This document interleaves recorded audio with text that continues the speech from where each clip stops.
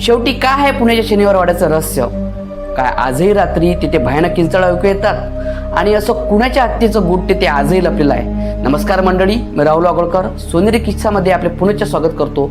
तर आज आपण बघूयात पुण्याच्या शनिवार वाड्याचा एक रहस्य आणि सोबतच त्याचा एक शापित इतिहास. तर बघूया शनिवार वाड्याच्या इतिहासाची सुरुवात कशी आहे. सन 1732 मध्ये बाजीराव पेशव्यांनी या वाड्याची निर्मिती केली.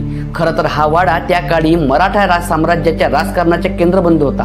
परंतु या वाड्याच्या भिंतीमध्ये दडलेली आहे अशी एक रहस्यमय कथा जी आजही काळजाचा ठोका चुकवतो. आता स्टोरीमध्ये सस्पेन्स केव्हा निर्माण होतो, जेव्हा या स्टोरीमध्ये एंट्री होते नारायणरावाची.